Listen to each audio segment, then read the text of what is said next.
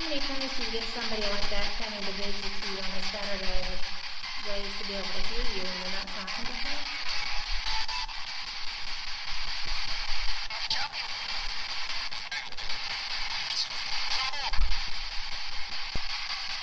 How many times do you get somebody like that coming to visit you on a Saturday with ways to be able to hear you and you're not talking to her?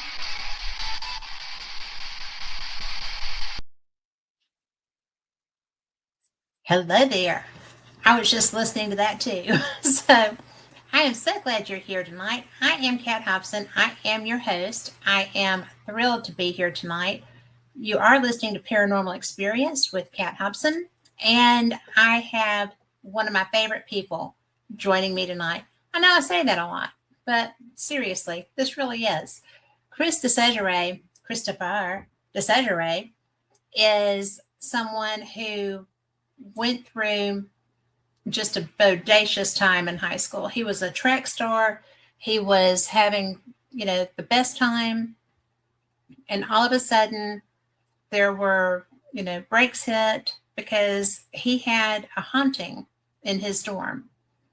And he became known when he wasn't public with this as the Ghost Boy of Geneseo. And his parents got involved, his friends got involved, the Warrens were involved at one point. There was havoc, there was mayhem, there was all kinds of stuff going on, and he survived that. And it wasn't easy, I don't think. But I'm going to bring him on because you've got to see this guy. So, hello, Chris. Hi, nice to be here, Kat. It's nice to have you here.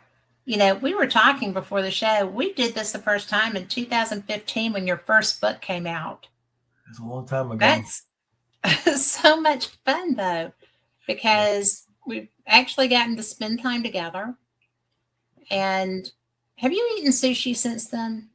I've eaten sushi once in my life, and that was with you and our friend Michael Lewis back when I came through going down to Florida.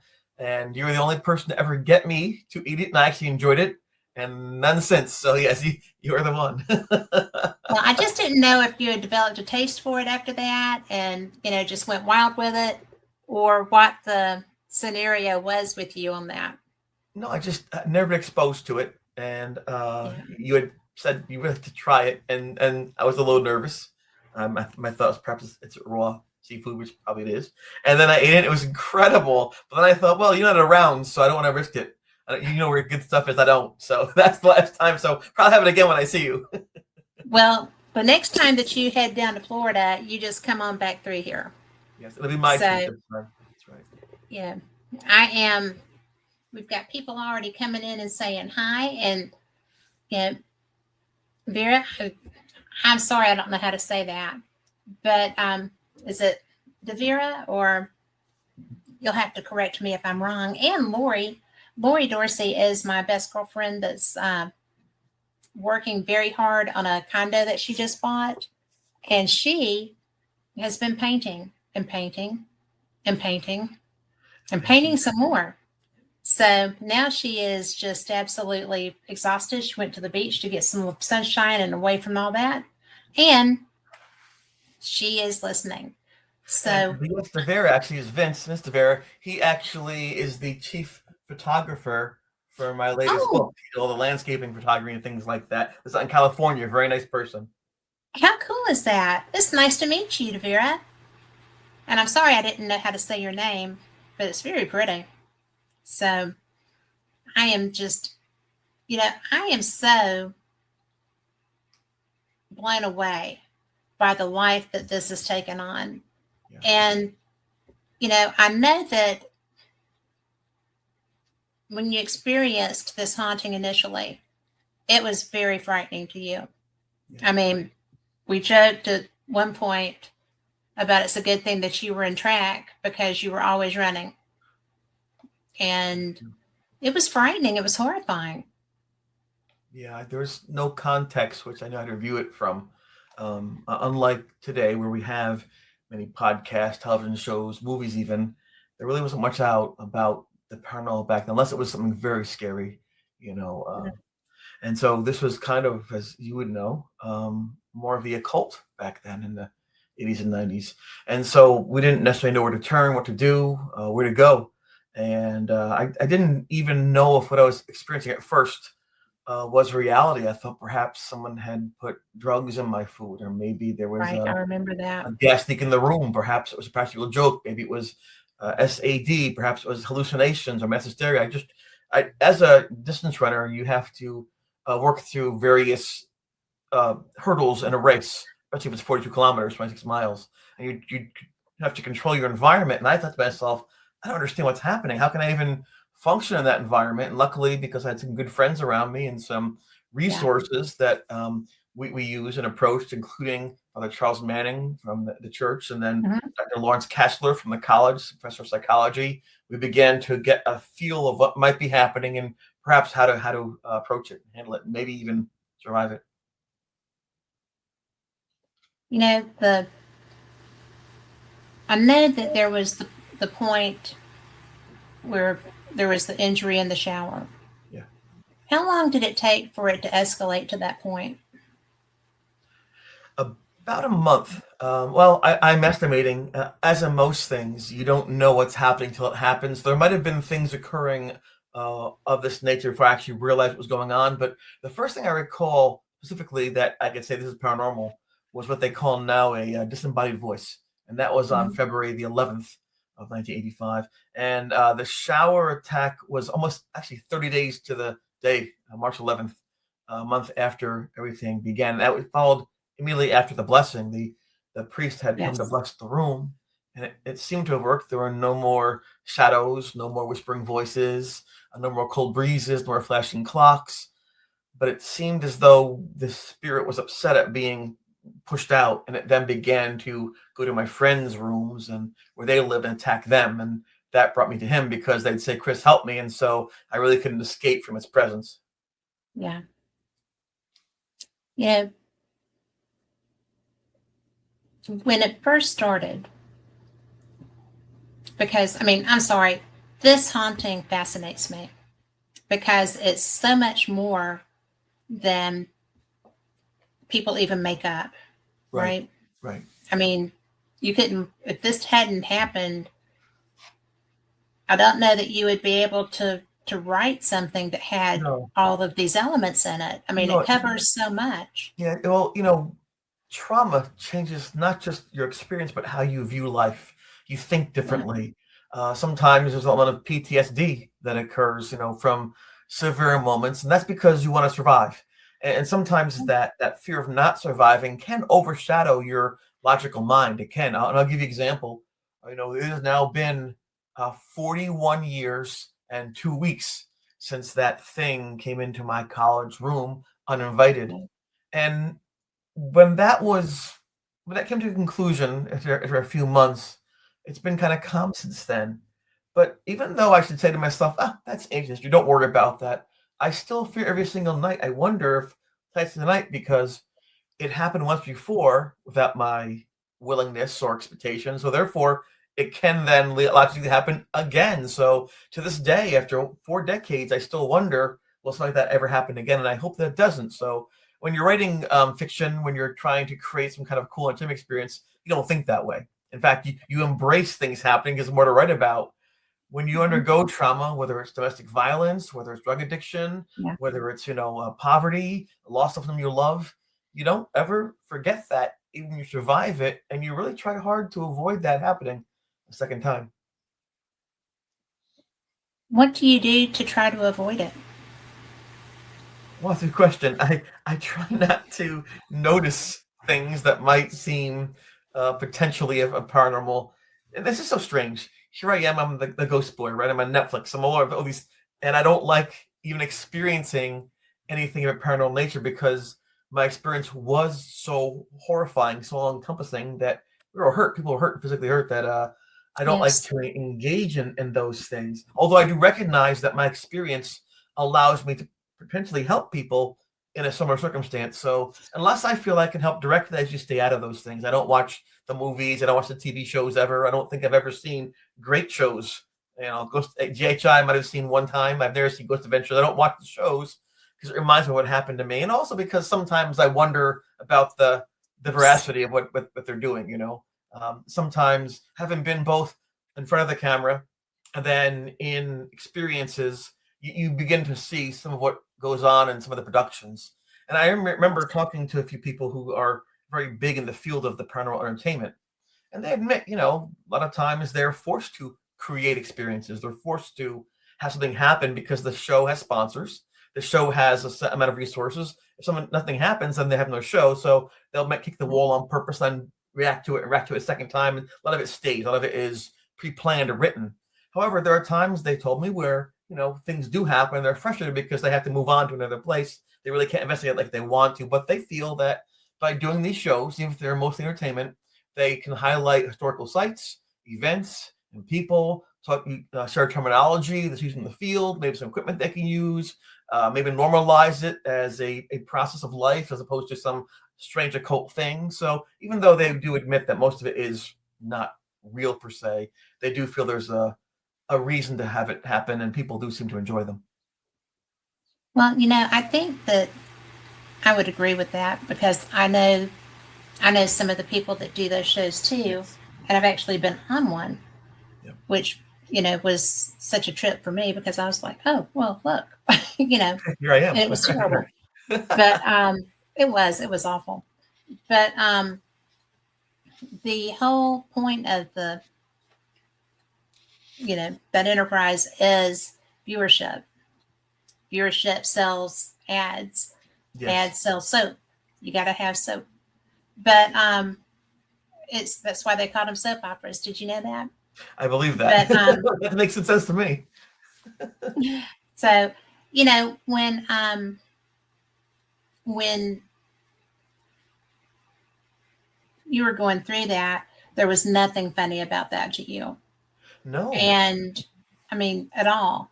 And you mentioned, Kat, the shower attack. I just real quick, I want to share that, if you don't mind, with your listeners. No, I don't mind a bit. We got 2 hours. You say what you want. Got it. Cool. So I didn't know that could happen. The first month I'd experienced the thing looking at me very close to my face. That was startling. I recognized that these things could drain energy from locations, so that my clocks would flash, you get very cold feeling in the room. You might yourself lose some body heat. I recognized that. I knew that they could, at that point in time, state things, whisper things. There was an aspect of communication that was possible. But I had no pre-concept of an attack, something that was brutal, where it would actually pierce your skin and threaten your life. So I think that when it first happened, the attack, I was probably in shock. This happened right after the priest had blessed the room. The following day, I ran a mile race. We had a collegiate Olympic ceremony there. I ran the mile, and I was worried about winning it because I hadn't been running well, and I surprisingly I won it. And then I went for a nice, easy 9-mile cool down to the fields and roads of Geneseo, and that's where I went past that tree that's referenced a lot of times in the TV shows for the torture tree, not knowing what it was back then. And I came back, and of course, you're sweaty, you're hot, and then you take a shower to clean yourself up. And I'm in the shower, and I notice it gets very dark inside the bathroom. I thought, why is it dark in here? And I looked up, and I could see above me the silhouette of the ghost. And I knew it was the ghost because the way the head tilted, as it always did. It was a telltale sign of what this was. I thought, wait a second, I must just be seeing things, because the priest had blessed the room. It should be gone by now. I didn't understand how things might work otherwise. And so I ran out to the middle of the bathroom floor, just make sure that no one's in there. And I said, well, you know what? Must be the ghost then. I'll just turn the water off in the shower so there's no flooding in the bathroom. Then I'll just head out and round 2 with the priest, right? And so I go into the shower, and as I'm turning the water off with the lever, there's like a lever, as I turn it off, it feels as though I'm struck forcefully with a knife in the back of my spine. And I use that knife analogy specifically because if you've ever been making salad or cutting up vegetables or things, and you ever slice your finger with a knife, it's a clean cut. At first, you don't feel it. It's just like, but in a few seconds, here comes the sharp pain, right? Doesn't take long. Yeah. One of these things, but in the cold water, right? So because it didn't feel like a sharp pain, I knew that must have been like a sharp object. And the impact of that knife in my back pushed me into the wall. I hit my face against the tile wall in the bathroom. I remember I could taste the bitter cleanser, the soap, talking about soaps, right? That they used to clean the bathroom wall with. I thought, oh my gosh, don't break my teeth out, please. Now, of course, in the movies, the girl always falls down and says, help me. No.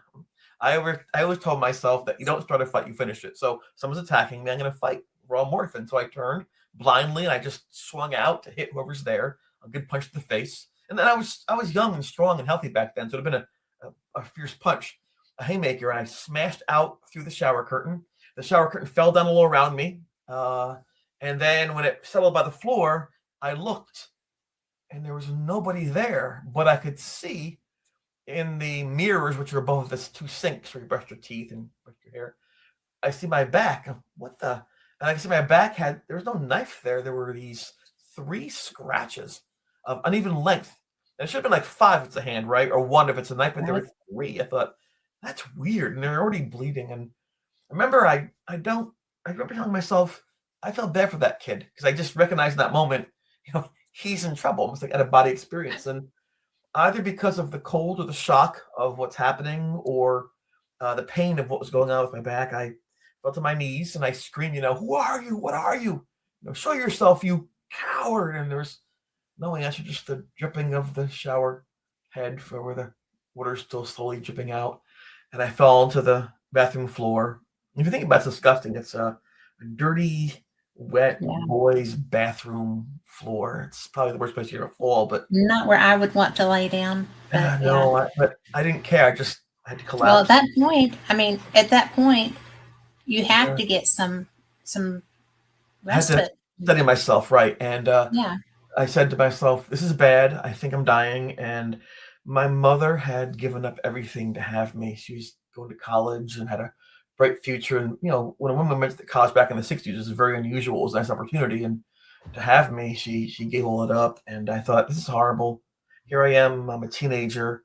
She did everything to have me and raise me. I'm going to die on the floor at 18 in college where she should have been. And I thought it was a horrible fate for her. So I told myself, don't make a face. Just calm your expression down so that when she sees you in the casket, she won't be alarmed. She'll feel that you had some sort of peace if you just, see you rather than being horrified even further by expression of horror on my face. So I just kind of calmed my face down and my eyes caught hold of one thing. There was a droplet, a small bead of water, pear-shaped, on my wrist from when I was in the shower. And in that shimmering bead, I could see the room was upside down. And I thought, whoa, that's cool. It's science because water refracts, it deflects, changes light. That's cool. And then it dropped down. You're thinking well. Yeah, that's perfect. But then it fell. I was sad, and I said, wait a second. If the water falls, that means gravity's working because gravity pulls at 9.8 feet per second. So, okay, I've got refraction. I've got gravity. So I put my gaze down right by my face in front of me on the tile floor, and the grout between the tiles was darkened from the drop of water. I thought, okay, it's moisture. So I knew in that very strange moment, very quiet, strange, meaningless moment, I realized that I'm not going crazy, that these things are actually happening and science works. So what is this? I didn't know how to connect my reality with what's supposed to be happening in reality. And I thought, I just can't keep doing this. I can't every day wonder if I'm going crazy. I'll put my mind back together every single day. And maybe a pretty good teacher because now I work with someone who has dyslexia, for example. It's like, oh, they're not trying. They're just lazy. They're just stupid. No, they see the alphabet different than we see it, and the construction is different. But they're as smart as you are. And I realized in that moment, wow, people got different lenses in this same experience. We have to be careful to judge and rather it's better to understand. So I'm ready just to go to sleep. I don't want to die, but I don't have to live. Then I hear the door open up to the bathroom, and the warm dry air comes over my heels, up my legs, and up my back, and I hear somebody in the room with their feet, and then I'm being picked up. I hear someone saying to me, "Are you okay? What happened, Chris? You're bleeding." And then I kind of get my bearing a little bit, and I see Jeff's face, and "You're okay?" And I just can barely speak. I'm like, He put a towel around me. He dragged me into his room, C2D2, and then Ed is in there, and Beth and Linda, everyone is in there. Like, oh my God, look at your back. What happened? And it was pure chaos. And they really wanted to bring me to the hospital. I was sincere about that I was bleeding so badly, and I said, I'm not going to go. I'll fight you all. And that was the thing, like on television, those interventions, they call them, where there's this one guy in the middle and then the family who loves them so much trying to save them from their own mind. And I realized that moment thinking, oh my God, it's an intervention and I'm the guy. And I always like people on the outside to help. It is a different kind of intervention, right? Yeah, This but is like, how did I get here? How did I get that? How am I the guy in the middle has to go someplace? So I thought, okay, think quickly because I can't lose control of the moment. If they bring me to the hospital, they'll sedate me. They might feel I'm self-harming. They might try to, secure me so I can't move good, and the ghost will find me. I can't have that happen. So how do I have our worlds match? So I thought, okay, my lens is stay here. So I said, wait. I said, get peroxide, get some cotton swabs, get some bandages. And so for 47 minutes, I'll never forget the time, it was peroxide and cotton swab on the wound. And sure, yeah. And so my whole back was lined with like a whole strip of these bandages. And I learned quickly that you really can't wear a shirt. And it happens, they tear off and it rips and it hurts. So I sat in my room with 3 days with no shirt on, just kind of shivering in the cold rather than go to the hospital. Before they put those bandages on my back, Jeff had said, the natural light's fading out the window. He looked out of his window up to the campus. He goes, if you want a picture, that's how to take the picture of your back because this is fascinating evidence. And I already had gone through the trauma of having the ghost picture out there with the skeleton and my hands out. There's always rumors going who I am. And it became this big circus thing. And I just wanted a friend. I needed a friend. And I said to him, I said, Jeff, you're my friend. Don't take that picture. You won't do it. He said, but I want to. And I explained to him, please, I want to be Chris, not the ghost boy, please. Yeah. If you're my friend, put it down. And he did. And so that's why there's no photograph of the scratches. People say, where are the photograph then? I don't want them, Kat. Well, and he's still your friend. Yeah, forever. And that same level of friend. That's the best thing. So I just, it just highlights the fact we weren't investigating, although some that did happen in the experience, we're surviving. I was just curious because how old were you? 17? I was 18. You went? Yeah. 18? And that just had to be. I remember my son when he was 18. Yeah. Right. And he was pretty much, he was big, monstrous. He's like 6'2", 6'3". And, it's, he would not have dealt with that well either. And I don't know that he would have dealt with that as well as you did, because even though I used to razz you about how fast you could run when, because you were always running out of the room when the ghost showed up. And you put that in your book. That's not a secret. No, not a secret. But, it's so interesting to me because there's so much going on, especially in an athlete, because you are having to maintain. Yeah. But in a male body at that age, there's so many transitions happening. And so the stress of the injury, the stress of the fear factor of the actual, there's somebody in my room and there's nobody here, what never ceases to, and we have a question I'm going to ask you in just a minute. Sure. But what never fails to amaze me is that y'all from the get-go, from the moment that y'all recognized what was happening to you, and it was focused on you. Yes. Just you, for the most part. Singularly, until the blessing, yes. Yeah, but that to me, when we first spoke, and I'm like, how was that just you? Because you had a roommate. Yep. You had friends on the floor. You had male and female. It was a co-ed area. Yes. And you were the one that it wanted, whether it was just to talk to you or to, it was definitely getting your attention. And I don't even know what that, I do know because you've told me, so, I do understand how that felt to be singled out by a ghost and by a spirit that was in pain from all of the people there.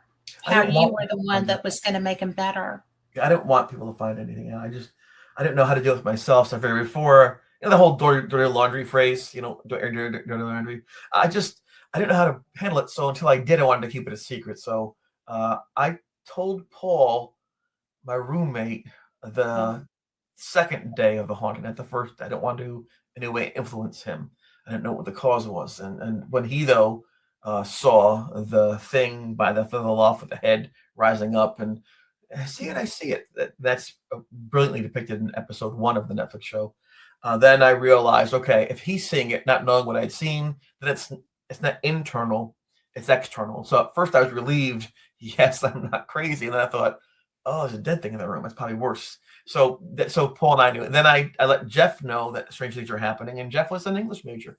He loved writing. He loved photography. He loved music. He loved art. He was like a young Renaissance man, just if you such as your movie. He's still a Renaissance man. He really was. I can imagine him with a skull. Married a Renaissance woman too. Yes. And he began to record what I was seeing, and as like a journal. And that's what we used to check with and say, okay, were there patterns? Did it occur the same time every night? Was it different days of the week?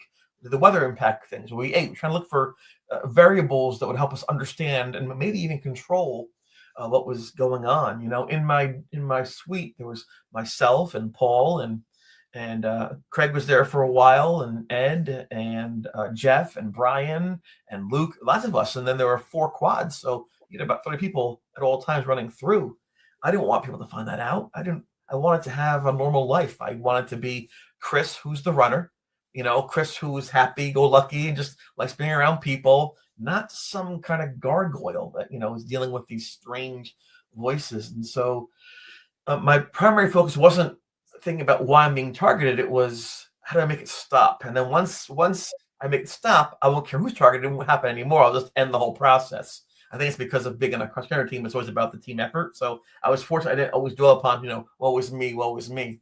It wasn't until the shower attack when I was, smashed to the ground bleeding that I thought, wow, this sucks. I don't want to hear this thing ever again. And that's the fact. But unfortunately, and this is just normal human behavior, when you get a photograph of something amazing, you want to share it. And if someone says to you, Kat, guess what?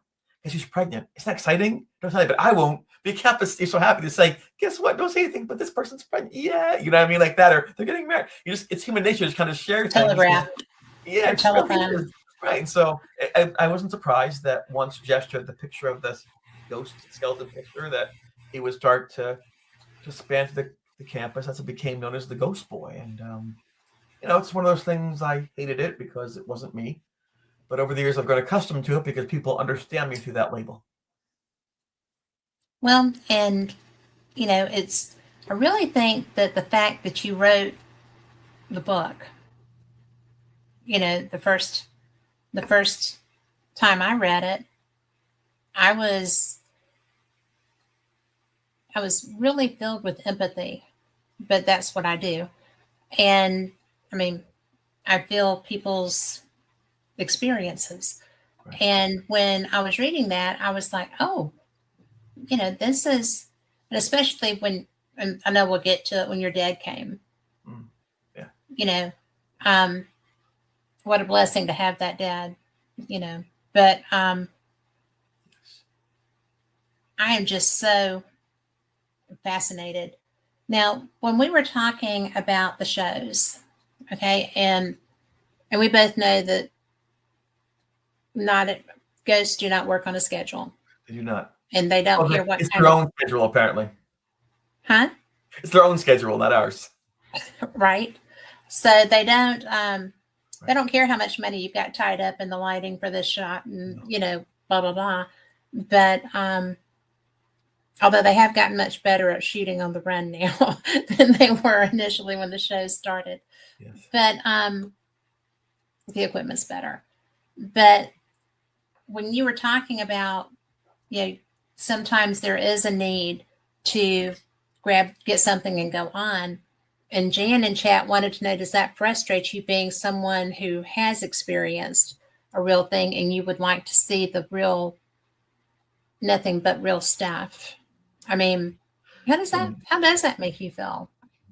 I think I'm split on that. I think in an ideal world, which we're just not going to have right now, everything that was filmed would be authentic. I think that'd be a great service to everyone. However, we don't live that ideal world, and sometimes you have to compromise to get things done how Congress should work. And so I recognize, even though about 40% what people see on TV is scripted or not real per se. A lot of it is real, and people who do these shows Yes. do believe in what they're doing, and they really try hard to present evidence as best they can, given the circumstances of trying to film it and whatnot. The Netflix show is in production for over 4 years. It took 4 years for them to create that hour and 40 minutes that people will Yep. now see. So it's a lot of work, a lot of hands, and even our experience. It's a funny story getting to answer Jan's question, kind of in a roundabout fashion. I was first contacted about perhaps doing this docu-series for Netflix over 4 years ago. There's an email from a company, All Free Media, Raw Studios in London, the UK. And I thought, this is a scam. So I delete, put trash bin. Then I get a second one and I think, boy, they're persistent. I'll tell you that. So I just trash. So They're efficient scammers, right? Yes. I was at an event and I happened to see John Zaffis, the collector. I've known him for a number of years. He's always been very kind to me. I said, you know what? He'll know. So I approached John. I said, John, these people, he goes, oh, they're great. That's a big company. They did race for the White House and Vatican Girl and Gold Rush. They're good. I'm like, oh, so I had to go back in my trash bin and find the deleted items. You had trashed them? Yeah, I trashed them. I thought, oh, you're funny. Like they were still there, and they said, oh, thank you for reaching. We know how to get a hold of you. We're getting nervous, but, and what happened was Netflix, James Wan, we didn't know the name at the time. He did like The Conjuring and Aquaman things. Mm-hmm. He felt that the horror movies and the horror genre was getting just too silly. People would laugh at the movies like, Terrifier 62, things like that. People just laugh. And he said he felt there's actually real experiences that are sincere, that affect people's lives. And rather than just have people run over with the cameras and see nothing, or having people cut in 9 pieces by some creature, he wanted to have it where we can actually have a docu-series where it tries to recreate an actual experience that they know that something happened. With multiple witnesses, the place exists, historical connection. And so this company in UK was tasked with, out of like 450 cases, they had about 8 months to do this, try to find 3 or 4 cases they felt they could say, something really happened. Now, what does that mean? And so luckily, unfortunately, they chose the experience that I had with Jeff and Linda and Beth and Craig and everyone. And so we began talking, and we interviewed probably via Zoom meetings, probably 8, 9, 10, 12 times. And after a period of time, they had what they needed to present their package, their promo, their results to, I don't know the terminology in TV talk, but anyway, they gave the information to Netflix. Netflix is out of LA. They have commissioners, they're called commissioners. And the commissioners, there's one in charge of humor and horror things. And the initial reaction that was given to our concept of making this a docuseries was, we were, one word, and I quote, dusty. We're dusty. And so I thought, what? And the rationale was that, we were a bunch of old white people from 40 years ago, and they're really trying to focus on inclusion and DEI and alternate lifestyles and things. We didn't quite match what their goal was. And, right. and I said to the folks, they believe this, once they hear what we went through, once they see who we are, how we react, they'll like it. And sure enough, once they actually got some of the footage shared with them, beyond concept, they thought, this is incredible, this is great. The friendships, the experience, and so I was very thankful that in my own silly way, I was able to break through another lens, which might have been exclusionary for whatever reason, and I was very proud of that, because at least for me, I don't want anyone being judged by how they look or how they speak or where they came from. I think that content of your character, like MLK said, is the key, and we were successful in that. So anyway, so that's what happened. But even in the process, I must have spent 85 hours with them sharing my experience. It still all goes to Hollywood. It all goes to scriptwriters. And then when it's time to film the interviews and do the things, there's a script. And that the people, the directors, executive producers, everybody there, camera people, have to follow the script for every single thing. And I had a hard time with that. The very first day of the interview of filming, I was livid. The questions they were asking, where they were going with this, because I want to be polite, right? Because my friends are all there, they're spending millions of dollars for this. And people said, this is great, go on Netflix, this is great for your brand, it's amazing. And I said, yeah, but I went back to the hotel that night and thinking, this sucks. That's not who we are. It's not who I am. This is not right. I can't do this anymore. And so next day they picked me up in the car and they brought me to the studio. And I said, listen, I'm not happy. Whoever wrote this did a terrible job. Not only was there in the car, of course, right? I said, they picked all the one-offs. That's not the right. And so it became a bit of a heated discussion, but it heated, like we were arguing back and forth. And so the gentleman who's in charge of all this, his name is Mark Lewis. He's won BAFTA awards. He did great things. A very famous executive producer. He goes, "What's the problem?" I said, "I am the problem." And so, so let's talk about it. I'm not doing it in public. Let's go to a private room and discuss these things out in front of the camera, people and the gaffer and light person. So, we went to a quiet place and I discussed what my things were.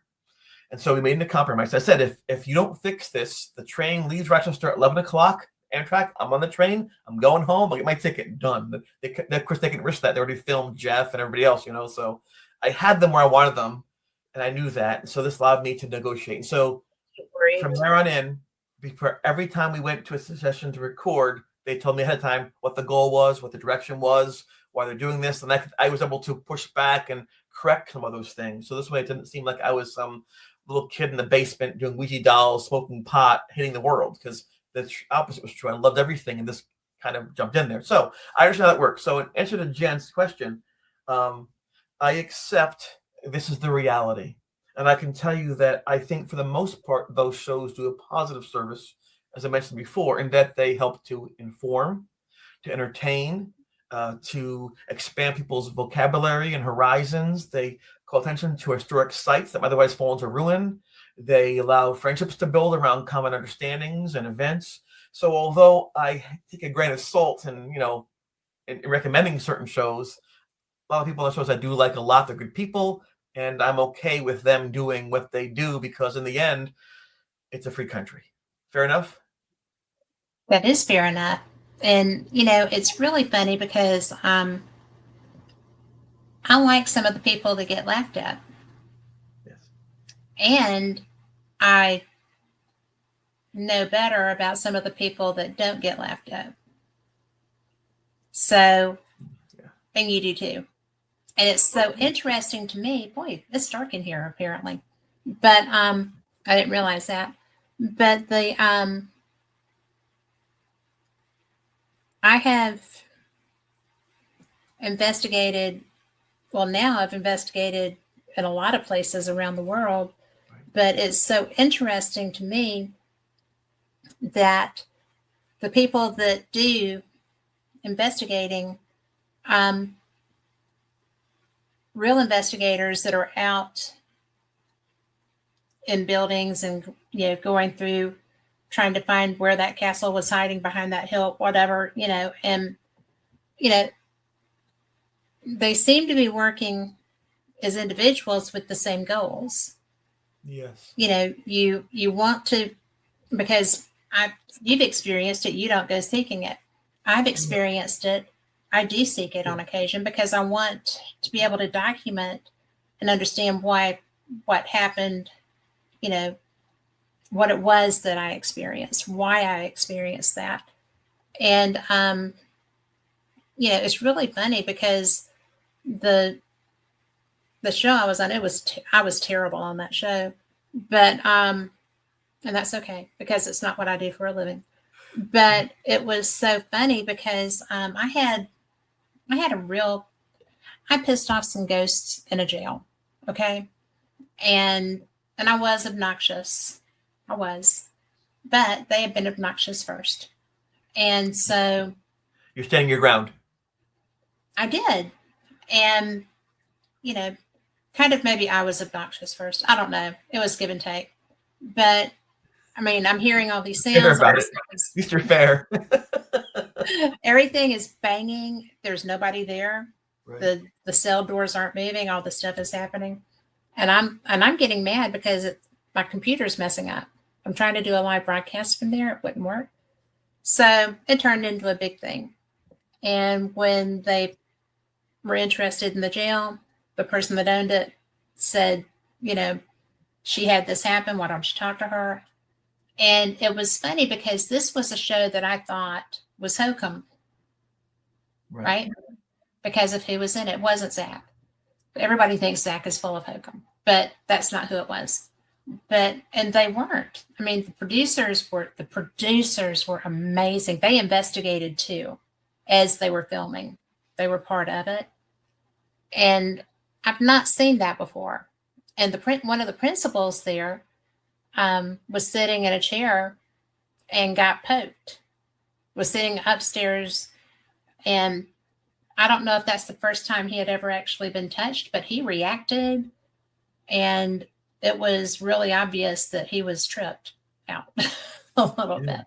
So, it's fun when you can see that happening in like the real time kind of thing. Yes.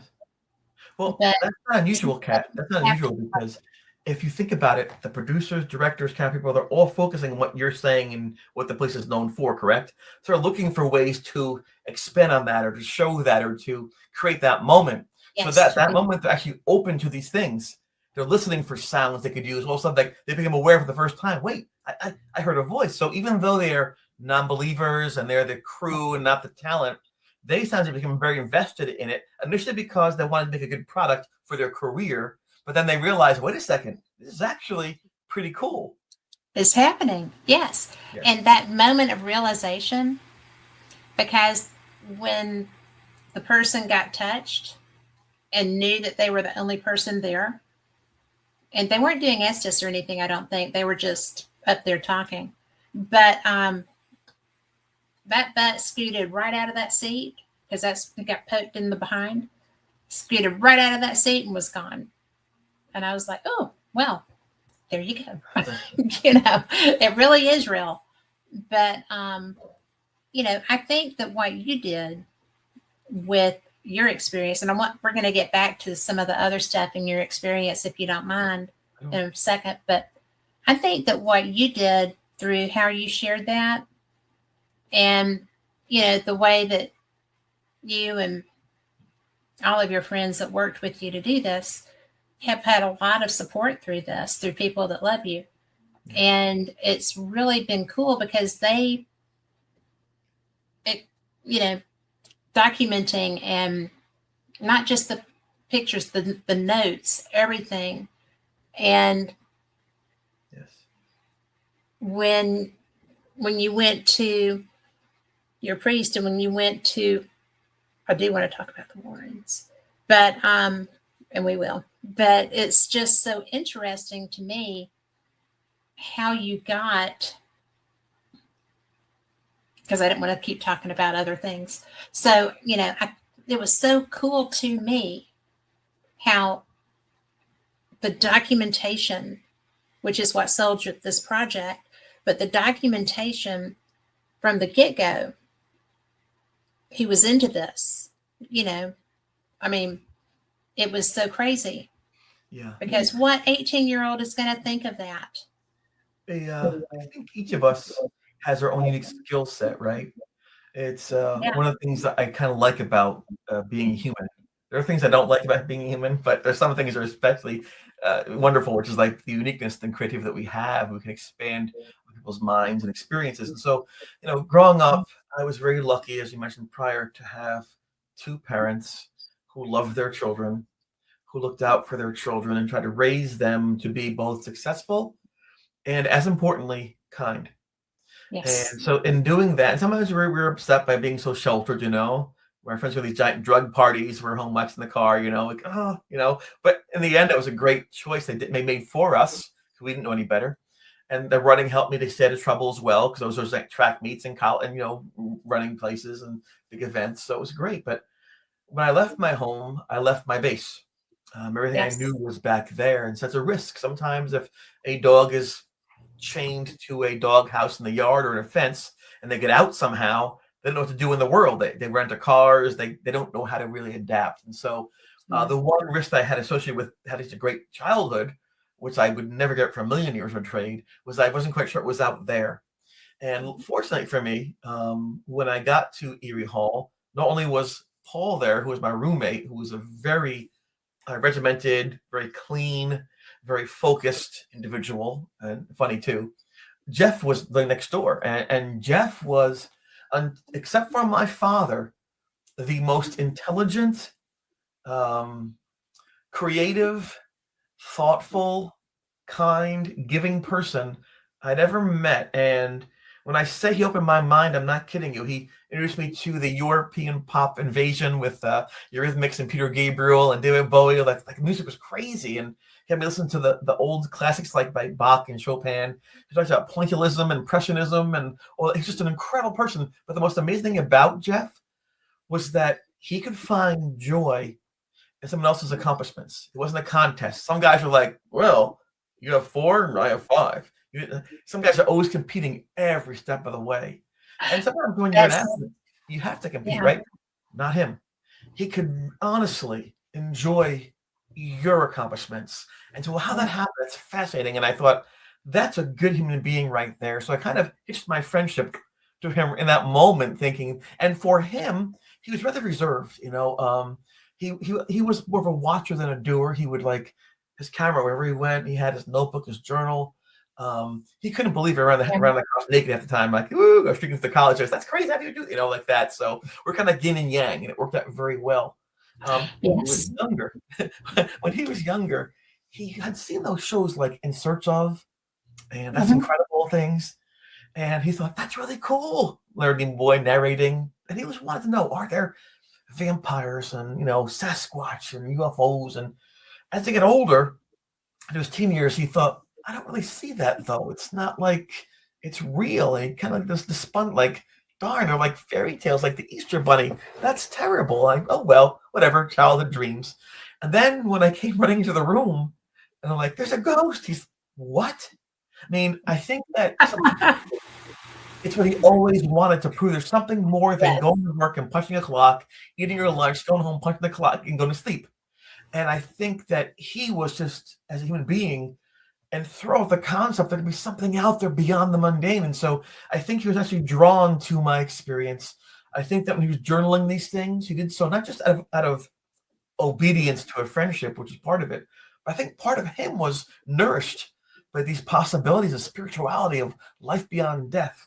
And so he played a key role in preserving, recording, analyzing all the things that were happening in that day. And likewise, Linda, who you see in the Netflix show, Beth, who's in the sci-fi show years ago, likewise, they really thought we're good people, Beth and Linda, Jeff and I, and they always try to make us happy. And, they'd be at parties and things.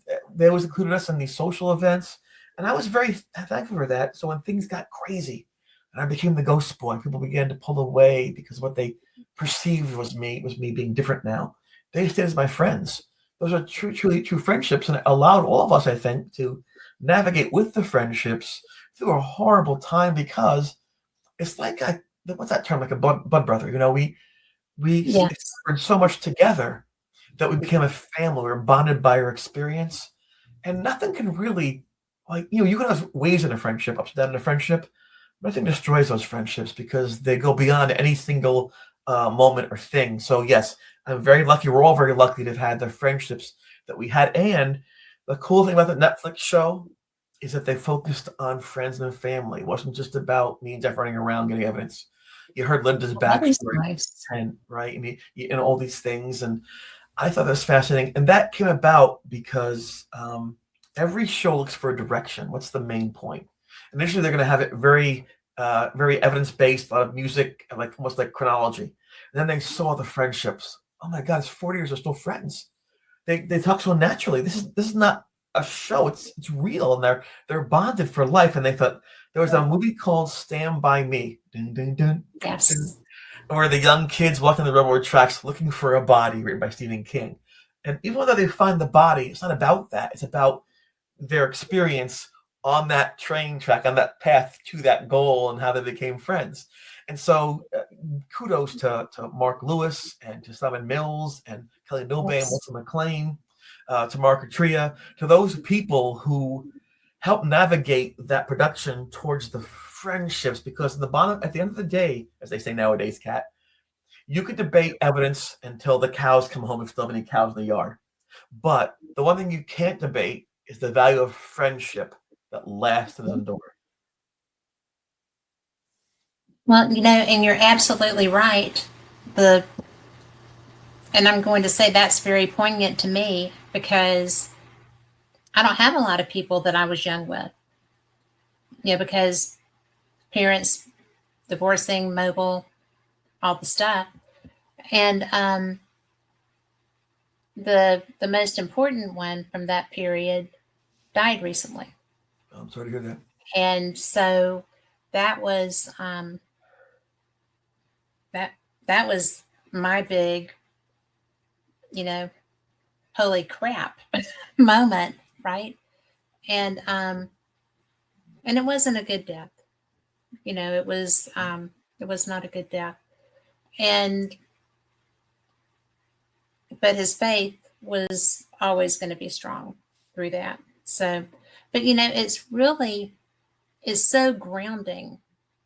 It's oh, hi Victoria. But it's so grounding to have that and the parents that you had. Yeah. And you know, your whole family that you had. It wasn't me though, Kat, right? That's just circumstance. I could have been born It to a is single mom circumstance. trying to fight Yeah. her way through 3 jobs. So luckily, I got Yes. lucky in this case, right? That I had the did. background I had. Because when I got Yes. unlucky with the ghost, it kind of bounced out. But you were not unlucky with the ghost, because the reason you could cope with it as well as you did was because of the base that you had. Yes. And that included family, that included friends, that included, you know, the fact that you were really fast, you could run away. But the fact that there were so many people vested in caring for and loving you, that I'm sure that offered a degree of protection, even though you didn't feel like it did at the time. Well, I can't understand it, but I'm grateful for it. You know, even when I had Yeah. the cancer, the eye cancer this past June, Yeah. that was a scary time. I had some blurred vision, and I thought, well, probably allergies. I'll just go to the doctors and not be my normal self and just wait through it for 10 years, you know. And I went, and they discovered that I had this carcinomatous malignant tumor in my retina, and that was scary, you know. And so they said if the tumor has leaked out into your brain or your liver, then you're on the clock, basically. So I had my will made up and notarized and things like that. And it was a scary time, and went down to Sloan Kettering in Manhattan, and they inserted a disc, a gold disc with silver pellets on it, radiated pellets. And they pulled my out of the way, and they put it back in there, and they put the eye back on top of it. Gross stuff. And then they burned out with this radiation, this focused radiation, the lesion from my retina. I was quarantined. I couldn't be around anybody for more than 15 minutes. I remember to ask the doctor, I'm like, so if no one could be near me because they'll die because of the radiation, but it's in my body. Question, is that good? And she said, well, she I laughed. had to have radioactive Whatever. iodine Question, because I'm of like, the thyroid. I know exactly that. Right, like, I know hello. that. So she goes, no, it's focused out of your eye. That's why it comes out. I'm like, okay, I'll take your word for that. But when I was in there, I was quarantined, just like in the haunting. During the haunting, because I was afraid of people getting hurt by things because of my back scratches, I'd be in that room for days at a time by myself, watching the world go on around me, and people playing frisbee and playing their boom boxes. Let's hear it for the book. And I thought, this is horrible. But it prepared me later on for this moment again, where once again I'm apart from the world, looking at the lights outside the window. I see Manhattan and the Chrysler Building and City Field. It's beautiful, but here I am, like dying inside alone, you know. And people said prayers for me. Hundreds of people reached out and said, "We love you. We got your back. You're a good person." I couldn't believe it, Kat. It was so, and I could feel the warmth. It sounds so silly, the warmth of the prayers and the kindness and the energy, and it really got me through. So I thought, you know, even if I'm going now, when my time has come, at least I know I was loved, whether I deserved it or not. And it felt so good. And that really taught me, you know, try to appreciate every single day you have. And, you know, unless you choose not to be, someone will always love you. And so I think that, you know, again, from the base as a child to my friends in college, to even now, people somehow find value in this silly guy, you know, I'm very grateful. You've got a lot of value, my friend. I mean, seriously. You know, one of the things that we have another question, but one of the things that I've always liked about you is the fact that when you put out your book, when you were talking about, you know, starting to speak about it once, you know, and when we got to meet and got to, know each other. Yeah. You never went down the woe is me path. Ever. You didn't do it with your eye. No. You were scared with your eye because I didn't say a lot, but I watched a lot. So I don't really, I pray a lot and I watch a lot. But, Yeah. One of the things that I'm grateful for is that you're so blessed. You're so blessed with love. You're so blessed with courage. You're so blessed with an ability to survive and a will to survive. Absolutely. Absolutely. And it's just interesting to me that you are always the person that you are. I have not seen you even exasperated, be less than. So I get grumpy. I'm older now. I get grumpy. Much either. I get grumpy sometimes. Yeah, I haven't seen it. But, yes, I have. I've seen it once. But now Victoria has a question that she wants to know. And it is Victoria Monday, by the way. Yes. Do you ever have more paranormal experiences? Yes. Yes. It's one of the things that Lorraine Warren inferred or implied. He said, like attracts like, that, once you experience something, probably gonna happen again. In fact, Father Charlie said, this goes attracted to you. You must have some kind of gift. It's likely this thing happen again. I'm like, again? So when I started to actually talk to people about these things, I said, well, your light is on, my friend, and it's going to stay on. So you're going to keep on attracting things, whether you like it or not. And so that has been the case. In fact, just 3 months after the haunting at Geneseo ended in Erie Hall, my family and I went down to Virginia Beach to go on a little family vacation. The beach is wonderful, by the way. It's beautiful down there. And there's a place called Colonial Williamsburg. It's a historic recreation. And right before then, President Reagan, Prime Minister Thatcher, President Mitterrand of France, a bunch of people had met there, the G8, I think it was called. And my mom said, you like history, let's go take a picture where they stood. And so, of course, we went to this restricted sites building, and I stood by the table where they stood, and I did my geez face, As I'm standing there, my mom has her 110 camera trying to line it up with her finger in the way. I hear these grandfather clocks start to strike 3 times. Bong, bong, bong. I think it's 11 o'clock in the morning, I think that's bizarre. I mean, where the kids who worked that didn't set the clock properly, I'm thinking to myself, right? How high school kids are. And then I hear this scream. I see this woman run past me on fire, ah! So in the picture, I'm like, click. But unlike today, we have cell phones, you can check and see what it is and retake it and touch it. Back then, you sent it away for 2 weeks. Yeah, 2 4x6s back. That's how it was. From Rhode Island or something too. So we got the pictures back. I don't know, maybe a month later. My mom said, "Oh my gosh, look at this picture of you at that place." You can see there are these clock faces, white, misty clock faces, all at 3 o'clock, floating in the air around me. And there's a woman on fire who's going to be passing through. And so for the second time, after the ghost picture in college in the same year, here we go again. And so I knew then it's just not going to stop unless I tried to stop it. And so because the reactions to me were so strong that I seemed to have this such a strong inherent gift for this, but didn't want it, I repressed it. I was that 6'5" guy who doesn't play basketball. I was that girl who could draw in art class who won't draw. That was me because I didn't know how to control it. When I did do it, people noticed and the expectations on me. What's my aura? With the future? What does this mean in the Bible? I mean, people looked to me at such an incredible gift that they depended on me for these answers I couldn't answer for them. I felt uncomfortable. With Lorraine Warren, for example, that was bizarre. They gave us a wonderful lecture. They had these slides, which is, if you're a younger audience, it's the still black and white photos, right? Advance, you push the button.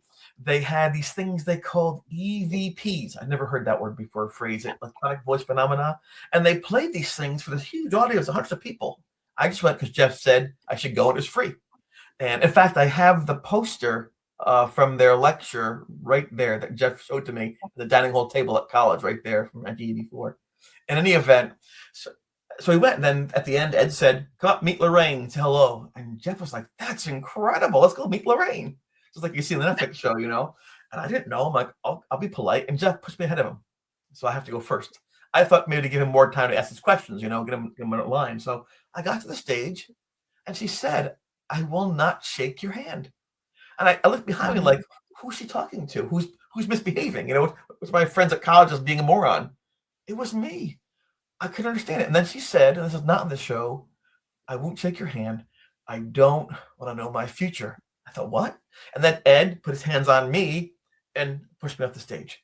And that's how that transpired. I thought, what? It was only 33 years That later. was the weirdest thing. Yes. Well, I mean, that was the weirdest thing.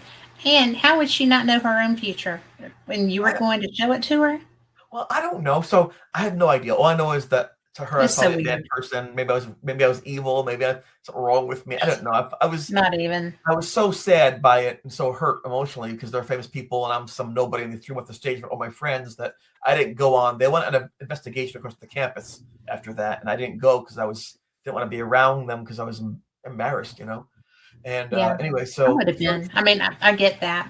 well, You're a 33 years kid. later, 33 years later, I'm at this event, and a woman comes up to me, very nice, pretty woman comes up to me, and she says, "Hi, you're the ghost boy. You're Chris, right?" I'm like, "Yeah, that's the man. I was the ghost boy." She goes, "My mom loves you." I'm like, "Oh, who's your mom?" She goes, "Lorraine."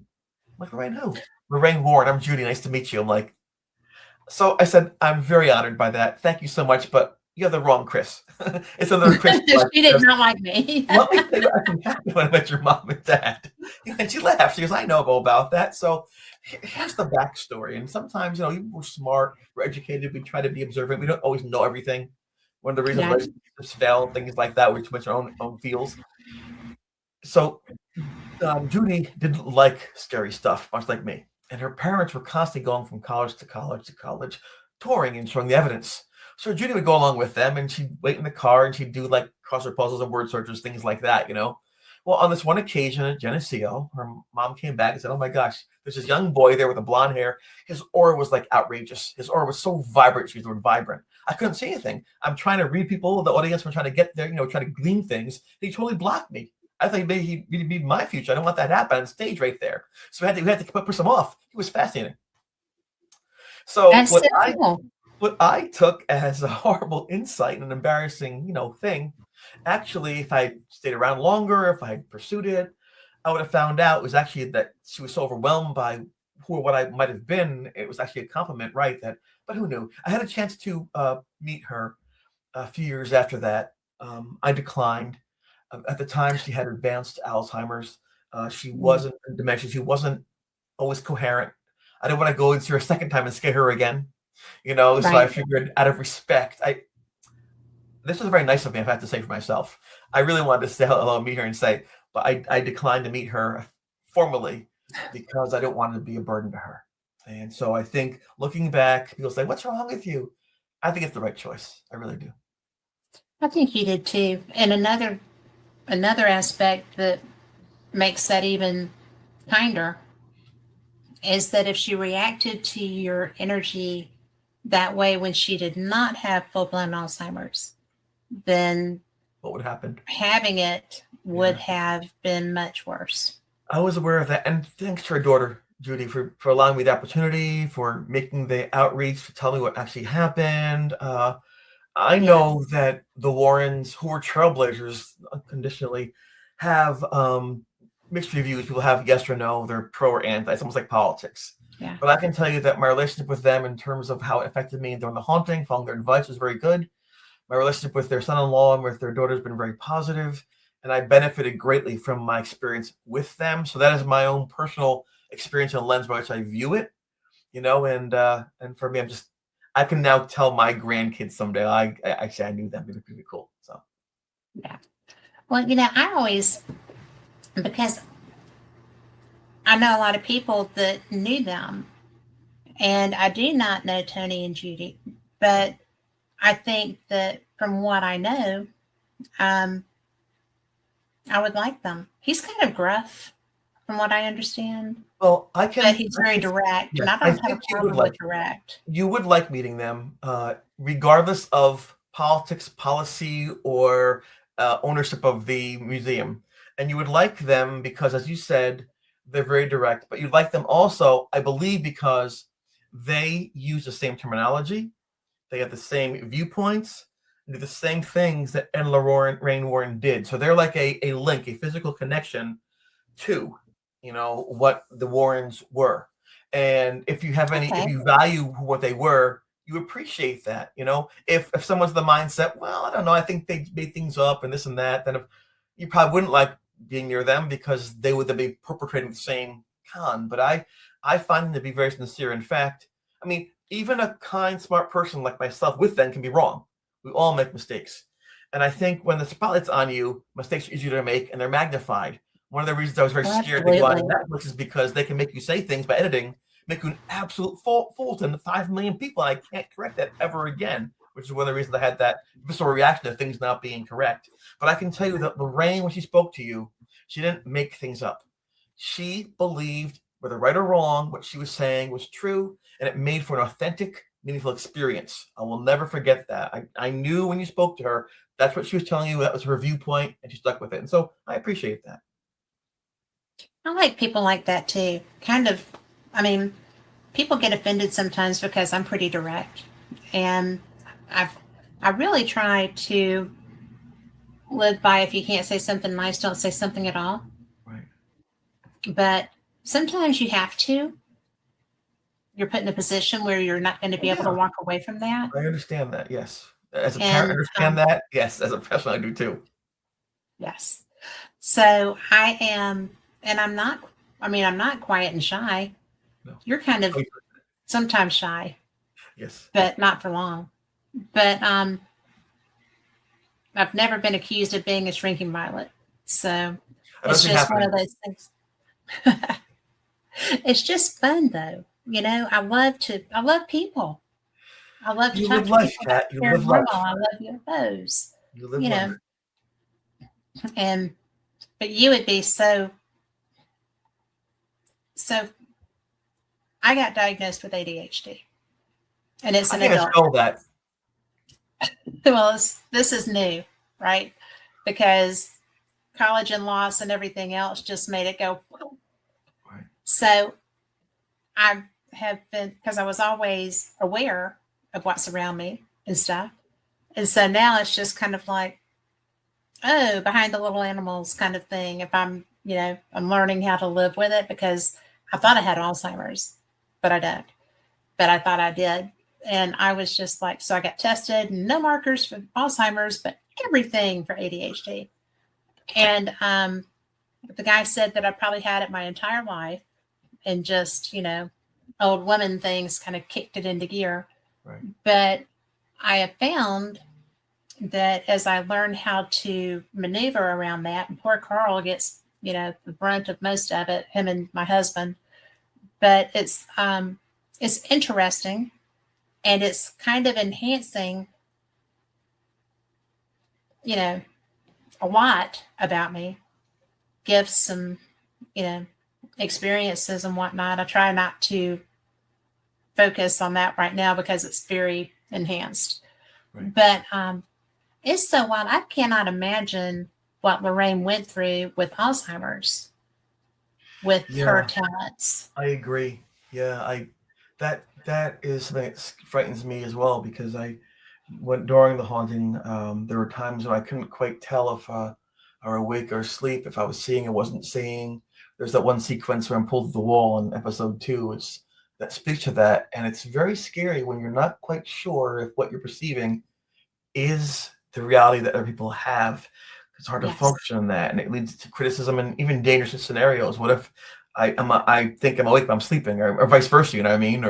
And so I think that Alzheimer's people, it's never a good thing for anyone, and I think it's particularly challenging when someone has abilities or gifts where they're very sensitive or empathic, because that has more stimulus to sort through without the proper lens. Well, yeah. I mean, I had family members who had Alzheimer's, and that was one thing, because my mother had gifts, and she would, she was able to stay in her nursing care facility. She lived in a retirement home because she liked it. And so when we came to end of life, they let her move into her original apartment. She didn't have to be in the memory care unit anymore. And so it was so bizarre because because as people start to die, they become hyper focused. The Alzheimer's was not there anymore. Wow. She was very aware of, life ending and very frustrated with that. But I found that really interesting too, that the Alzheimer's was just not even a thing anymore. But yeah, I believe that. But it's wild how your body and your brain, and that's a whole different tangent. Sorry, but it is interesting because I don't know. I would have liked to have not seen that happen around Lorraine, but I would wonder if she was getting back to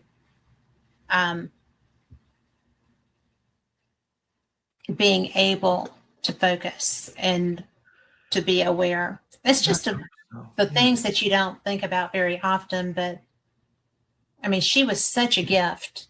I mean, a lot of people might not always agree on that, but I think she was such a gift because there wouldn't be this field if it hadn't been for them. And all the slings and arrows. Yes. Yeah. And I love reading their stuff. So it's very educational, the things about them. Yes. And yes, it's you gotta recognize that talent that. Well, yeah, it's tough though, right? Sometimes because sometimes people want you to act a certain way or not say certain things in a relationship or in a family. At first, Ed didn't believe that Lorraine had this ability. He thought that was silly. Yes. And then she said, I have it. And then so to prove her point, he would paint sometimes. He'd say, wait, tell you what then, if you find a house that's haunted, let me know. I'll park the car, I'll get my easel out, I'll paint the house. And then when they come out, we'll ask them. So sure enough, she would take that house and they park their car in front of the house and get the easel out, start, what are you guys doing down there? Or painting a house? Can I say, sure, come on down. And then as he painted their house for them, Lorraine asked questions. And he said almost every time there was something in that house. And he began to believe her. And so at that point, I said, she can do these things. And they began speaking very small, like junior high school auditorium, $50 to show up, and from those little moments, they built this huge now franchise, just by pursuing their dreams. So it's kind of cool. Well, it is cool. And this was in a period where people did not really speak about their gifts as a rule. Yes. Oh, true. Yes. Very true. So, I was reading Victoria's comment. She said that she's seen things she could have sworn were real, but they aren't in this dimension. And do you know Victoria Monday? If you yes, don't, you should meet her. She's a good radio host. Show with her and Mike Richter, I think maybe about 3-4 months ago. Very nice person. And she says she's seen things that she thought were fake, but they're real. It's the free falling that's scary. Yes. Well, that's. Kat, isn't that every relationship? It is. From the first time that you start school to the last time that you fall in love, Right. It is. That's the beautiful life right there. They were like this, and well, she said truth. Yes. But where do you, because I mean, I'm sorry, you and so many people love you. And when you did the first film, and because I remember the premiere, and I was so excited and so proud for all of you. That was such a big deal and so much fun for y'all. Did you picture ever being comfortable enough to come out that strongly with your history. No, not at all. Even my children didn't know for the longest time until I did the sci-fi show what was going on when it was out there. I always knew that this experience meant something beyond me. I didn't know how to be an effective messenger of what happened. Because on paper, it's, well, there's an attack, and there's fear, then there's worry, then there's fright, and that's, who wants to hear just a bunch of negativity? And it wasn't until I realized that surviving something as frightening as that is actually important. That's how I began to realize, people are sometimes ashamed by their past. I get it. But when you go beyond that, it's a beautiful thing. And so what allowed me to actually share was the fact that I could talk about surviving something in the hopes that maybe somebody can benefit from the coping mechanisms or observations that I had. It took a long time for me to trust to share. My friend Phil Casey, I think you met him a couple of times, my wingman there. He'd been watching these shows and going to these things for years. He had no idea playing ball on Sunday is who I was. He's like, "What? That you're the guy? Nobody knew. I'm telling you, nobody knew." So people are upset with me, but I didn't want to blend the two lives. And with my children, I would tell them bedtime stories with stars and unicorns and dragons and mushrooms and all these little castles, but each fairy tale, each story made up bedtime story was about my experience disguised. So this way, they wouldn't be burdened by being my child and being the ghost boy's kid and having to fear what happened to me. At the same time, they wouldn't be ignorant of how to problem solve, so they could problem solve those scenarios without being stuck in my own worldview with my past. That was my best I could do as a gift to them, to walk that needle. It wasn't until, as you mentioned, around 2011, 2010 or so, where Mara Tria and Bill Edwards and folks said, you got to do, Carrie Lyon, you really should share these things. And, eventually Tim Shaw has said the same thing, wrote a book about this years ago. And I trusted them. And then we reached out to Jeff, and Jeff got on board, and that rekindled that friendship. And then that seeing the response to that effort was really cool. And when Mara asked me, when all the filming was done for Please Talk With Me, how do you feel? I had one word: relieved. Because for the first time in my life, I didn't have the sole burden of sharing it. I didn't have the sole burden of carrying this. Because even Jeff said, at one point, I'm done with this. He wanted to burn his notes and things, like everybody walked away. And I kind of was carrying this weight, like this rock on my back for, 20 years. You couldn't walk away. I couldn't, because it was focused squarely on me. It must have meant something. And all the trauma, I just don't want to forget it and not have it mean something. So then, of course, sci-fi was the first to really put that onto the national scale in 2012. That was pretty cool. There was the Travel Channel was like, whatever. My Horror Story is kind of a quick little, it's a cup of tea. But then the Netflix thing is what put everything out on a global scale, so that in the first week, I think 5.2 million people had seen. Holy cow. And then, of course, 9 million people have seen it. So I have people reaching out from Brazil, from the Philippines, from Slovakia every day saying, "How are you doing? We love you." So I know that I went from carrying this burden by myself for decades to now someone wake up tomorrow, in Colombia and watch what happened to me. Someone can wake up, in Thailand, or, maybe someplace in Finland, and see what happened to this guy and his friends in college. So it is now most likely, aside from the Conjuring movies, probably the most known haunting on the planet. So with that comes a responsibility for me to act in a way best I can to be responsible with the information, and to really try to appreciate the connections and foster them. So every email I get, everything on Instagram, on X, on Reddit, I respond to. I sometimes spend an hour and a half on Reddit a night just going, because people on Reddit can get very aggressive. They can get very, it's tough there sometimes. But I have a lot of friends so far, because I walk through, I see where they're coming from, put something in their spot, then I bring them back this way. And I've made a lot of friends who initially were very sarcastic, "Oh, that some woman from California, that Chris was weak then and he's weak now." I'm like, "Hey, I'm right here." I start talking, and people tend to view these shows as jokes, as actors. It's not real. And when they actually understand there's a real person, that we're not actors, this really happened. And what? Which is what James Wan wanted. James Wan wanted to have people understand it's not just actors doing these classic ghost stories. These things happen to people just like you and me. They happen all over the world, and this is what can happen. So I'm very honored. I'm very honored, even though it's a bit overwhelming sometimes, to be in the spot. From going on that bathroom floor thinking I'm dying by myself alone, to now being known around the globe in hopefully a positive way. I don't think there's any way it could be anything but positive. I mean, you're going to have the few people that are like, ooh, it's all of the devil, but it's not. And some of it may be, but this isn't. And well, that's interesting you say that.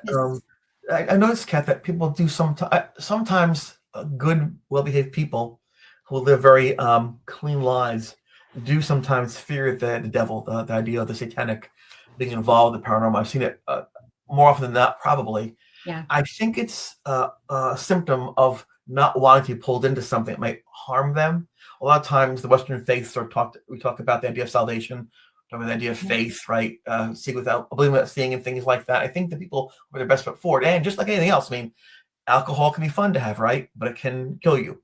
All these things. So I think they fear being misled by something beyond the pages of the book, and I understand that fear, and I don't argue with them with that. And I tell them, listen, if the way you walk towards your light is your way, embrace it.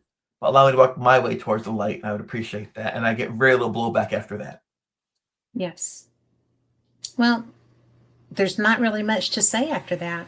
Right. I hope not. I mean, because we all have beliefs. We all have faith in whatever we believe in. And you cannot, if somebody is embedded in, it's not a bad thing. It's not a bad embedding. Embedded in their truth, then that's their truth. And it would be very presumptuous to make that be less than for them. Yeah, right, because we don't know where they've been. And Paul, my roommate, Paul, I mentioned before, my first roommate, he was agnostic. He did not believe in some spirit in the sky. He thought that religion was very constraining and it wasn't worth having. It constrained your freedoms and your fun. And he was very anti-religion to the point of speaking out about it often.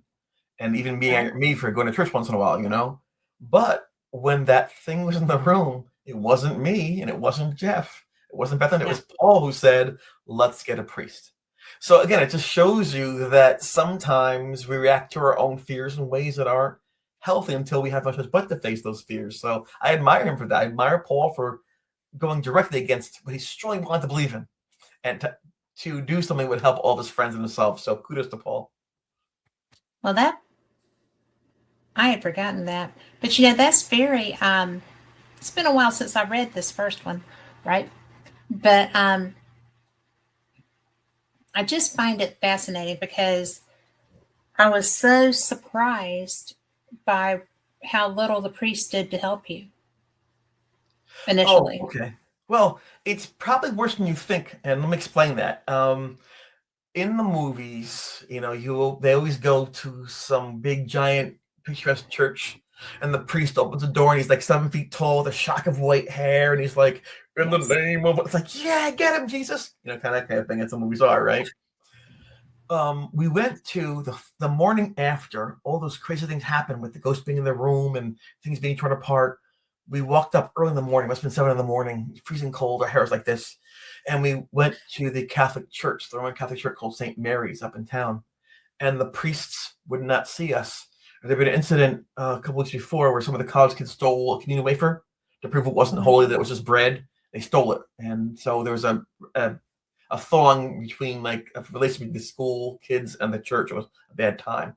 And I think that when we went up there saying it's a ghost, they figured we're trying to trick them again into doing something that would prove that they're frauds for believing this nonsense. It wasn't science. So they didn't want to see us. But a woman who worked at the rectory gave us a small gold piece of paper. I call it my golden ticket. I'll get my golden ticket. And on that ticket was written Father Charlie with a phone number. And that was the interfaith center on the college campus. And so that's where we went to go to see Father Charlie there. And when we met him, I was so disappointed. He was like 30. He had a little bit of a pot belly. He was young. It looked like he just came out of Woodstock concert. I'm like, what? It's if I'm a nasty rank runner and Jeff's a genius, if we can't handle this, how is this guy gonna do it?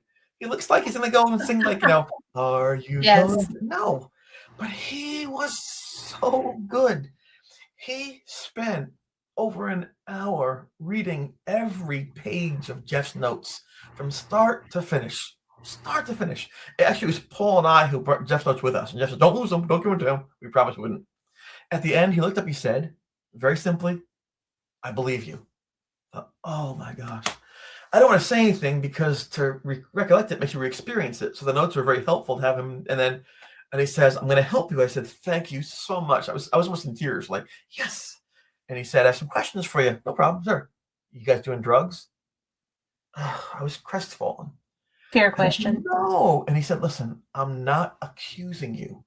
What these notes say, and I believe something's happening by your looks in your face, your eyes, I mean, something bad's happening to you. But if I don't know what's happening, I can't help you. If you are doing drugs or, crazy things, I don't know, I can't help you. So don't take it personal. So I kind of realized I understand. And then after we went through, there's no this, no that, no smoking this. And he said, okay, I'll come to your room. And he said, I will fix your stereo for you. And I thought, fix our stereo? You listen, what are you talking? He goes, listen, I'm a priest. I can't go to the college and saying I'm doing a big ceremony. It's not permitted on secular grounds.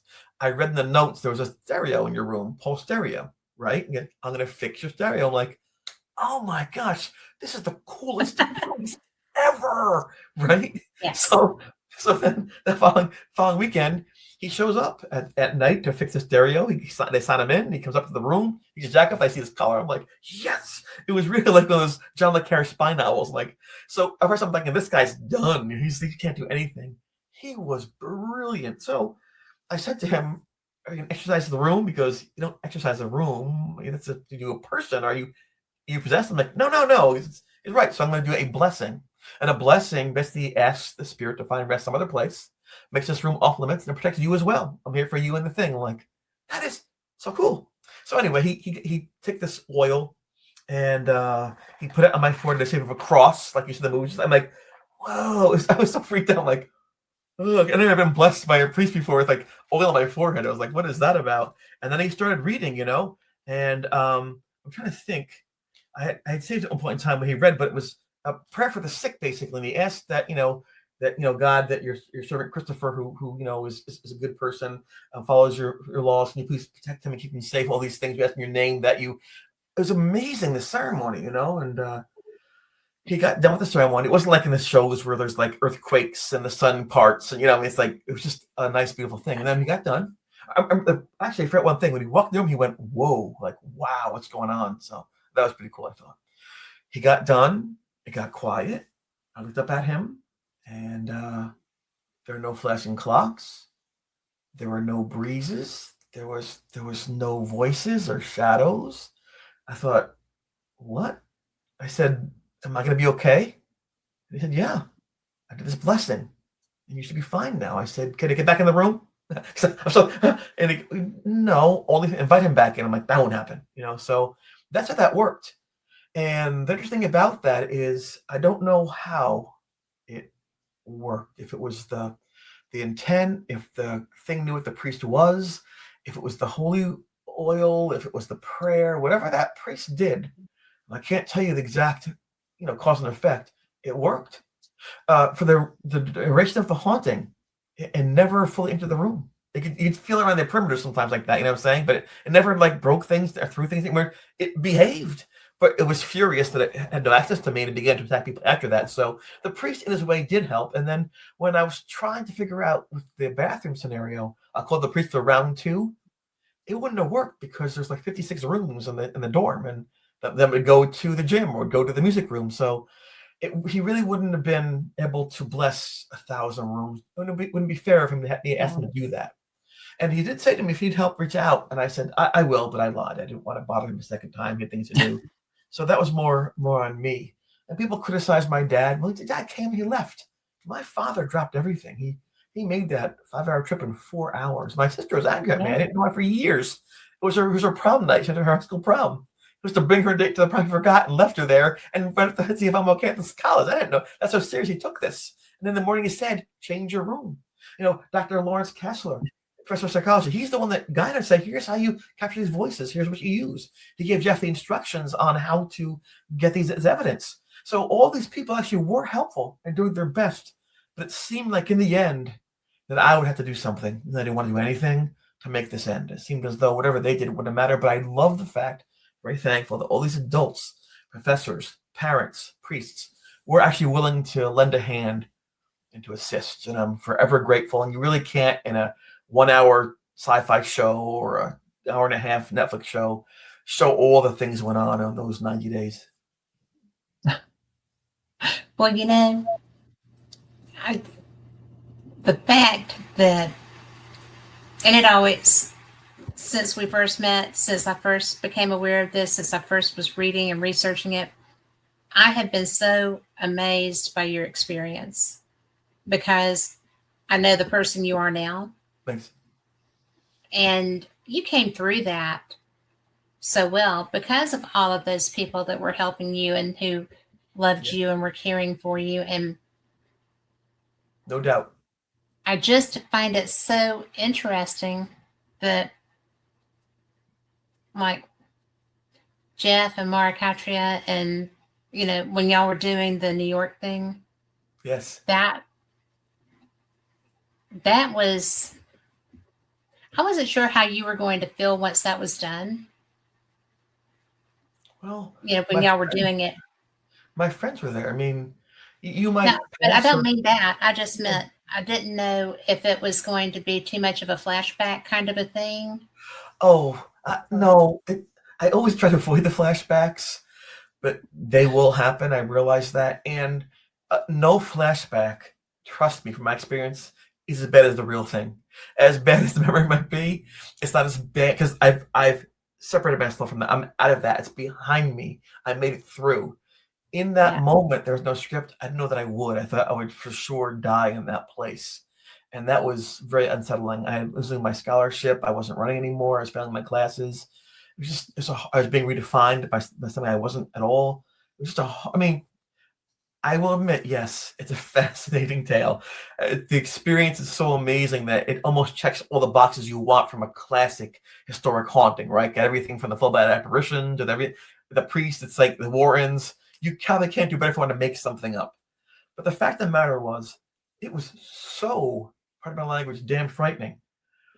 If you were to say to me, Chris, you have the ability to snap your fingers and go back and make it never happen, would you do it? My answer, in a heartbeat, yes. That's how bad it was. So if people think, oh, he just loves the attention, he just likes to talk about this thing, no. But I do realize that people go through horrible times worse than mine. People get caught in wars and get their legs blown off. People lose their babies in horrible accidents. I mean, things can be, as beautiful as life can be and often is, bad things happen. And, so I'm thankful. I'm so thankful that in spite of what my hardship was, I could still fall in love and have a family and a beautiful granddaughter and friends. And for me, this is icing on the cake. And when you mentioned, and I thank you for that, saying I didn't really feel bad for myself when I had the cancer, I kind of joked about it because I thought, well, my second life anyway. It's my second chance anyway. I already had my first one. So this is just bonus time. I always thought since that day and the ghost thing ended, this is bonus time. I don't even deserve it.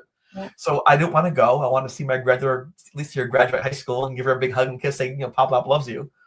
But I recognized that if I lost this fight to the cancer, if God took me, that would be okay.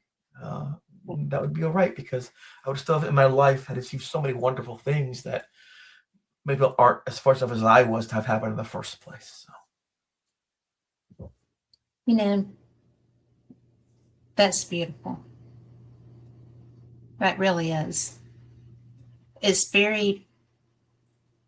That's probably the most beautiful gift that anyone could ever have, is to have that peace with themselves. Yeah. Because I still like being here. I still like being here though. but absolutely. I mean, you're the only pop-up I know. Yeah, but I'm okay with others. How old is she now? It's only going to be 7 this year in May. Yes, because Frankie J is 7, and my oldest one now is 11. It's Wow. like, really? That's How so did cool. that happen? But Oh. and they're so cool.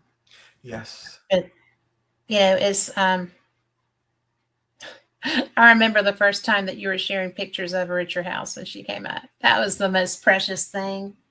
That is Her dancing and playing. Yeah, she's just an amazing human being. I think one of my favorite memories, if you don't mind me saying as an aside real quick, I live in a little circle. So it's like close up to traffic, a little circle area. So we'd put her in a little wheelbarrow. The little wheelbarrow in the wagon. I'd pull her around and she'd look at the thing. There's no cat, tree. She learned her words, little kid. Yeah. And I remember it was one night, it was kind of late, maybe like 6 o'clock, the sun was going down, and she starts going, moo, moo. I'm like, there's no cow, so it's a dog. He goes, moo. I'm like, no. And she points, it's the moon. She's never seen the moon before in real life, only in cartoons, like, the moon. I thought, oh my gosh, it's so beautiful. The moon's there every night, and I must never look at that. Because this little kid says, look up there. I'm like, oh, and I got the chills because, young people can really put the wonder and awe of life back into you after so many years of grounding it out. So very cool. That's funny. But it is true. But we have a question from Victoria again. This is a pretty good question. So she always asks good questions. Yeah. But if you do have flashback, do you compartmentalize the experiences so it no longer affects you in the present? Can you do that? I wish I could. I can't. The flashbacks are not controlled. They happen with a sound or a picture or a moment or a song. It's just they're organic, and I don't induce them myself. I never would, but so they happen. And what I try to do is say, okay, this moment right now, the fear that I have, this memory I'm sharing, I've experienced it again. How can I best share it for my students who might have been abused, who might be homeless, who might not be able to read, who might, be deported tomorrow, who might have a mom or dad who beat them? So I always try to look for ways to take my fear or my experience to apply it, because this and that way it makes my survival more meaningful beyond just myself. I have a relative right now who's going through cancer, I think for the 3rd time now, and each time it takes a little more out of you, and each time he rings the bell and he's victorious, but each time it's harder, and it creates a moment of doubt sometimes in your torch of hope and optimism, and I just reached out to him and said, listen, I know you'll have doubts and fears. It's okay. I know you're scared. It's okay. But I said, you are a light, and through your actions, you help others all the time. People love you, and they will always, always love you. So if you can't hear God right now, if you're not sure what the future holds, know this, that we love you and we care for you. You have meaning beyond yourself. And that's what I learned through my own walk through these things. And hopefully that thought helps him a little bit to understand that it's okay to be afraid. And no matter what happens, he has value and we love him. So that's beautiful. Sorry about this. So supposed to ghost talk, right? For 85 and Netflix I'm talking about. No. But this is what really drives me though, is the whole ghost experience means very little except to maybe check some boxy people's list of saying I want to see that one day, other than the fact that how it affects you. Because if we had that experience, walked around and just hurt people with it, or just trying to make a quick buck, it would have done the service to everybody. So I think I'm thankful, like you mentioned before, my friends and family, people, really, we've all tried to share in a way that helps others. And I'm very thankful for that. So yeah, compartmentalize, Victoria. I wish I could. You will note that I am well spoken, but I'm not that smart. I'm wise. I'm not smart. People are usually smarter than me. Pretty smart. I don't know. I'm smart enough to realize I'm not, but I like kindness. I like living. Yeah. I like people. I like smiles and laughter, and those things help me to get through my doubts and my fears. I really don't have the ability to compartmentalize. Some people are amazing at that. They can be angry and yelling at you, and then walks by, hi. I'm like, they shift a gear. I'm like, how do they do that? Like if I'm really sad, I'm there for a while. Like after I'm like, "Ugh." Some people just put in the box and go. That's on my sleeve. I'm like, oh, what happened today, Chris? Oh, you're on my sleeve. That's just me. I am not very good. That's not true. I have gotten good at compartmentalizing. When I was younger, not so much. So, but in fact, I have remarried my husband because growing up is a good thing. Yes. But it's really such a gift because the things that you don't realize, um, I'm sure that when you came out of your experience and became a husband and became a dad, I know that you could appreciate more your dad, Yes. even as much as you appreciated him before you were one. And I think it's just so surviving anything that's tough makes you a whole new person. Surviving the haunting that you went through makes you a different person. I respected my But dad. surviving cancer, Yeah. I mean, that's But now I appreciate him. which one was scarier, the cancer or the haunting? The haunting. The cancer affected only me directly. I mean, if I die, I die. And the haunting, my friends were being attacked. There was a young man at the college who killed himself. We don't really share that information, and the parents have to relive every time. But we could have gone into a suicide that took part Yeah. in, due to perhaps some of the effects of this haunting. It was just, and now I'm older now. I've lived a nice, decent life so far. Knock on wood. Back then, I was a teenager. I had so much more to lose. So, yeah, as I mentioned, I was sad to have cancer. I didn't want it. I felt bad. I missed my children and my grandchildren and things like that. But I was prepared. If it's okay, when you're a teenager and you haven't even lived your life yet, and your friends are being hurt by something that's supposed to be maybe you can't take care of properly, that's just devastating to your psyche, to your self worth, to your understanding of the world and any kind of fairness in it. Yeah, I always hope that good would triumph over evil in all cases. And I saw so many cases where it didn't really happen that way, and I didn't want to be another example of that. And thankfully, thank God, I can now be an example of overcoming things that are tough. So, and again, that's because of my friends, my family. I think because me too, a little bit, because I don't want to give up.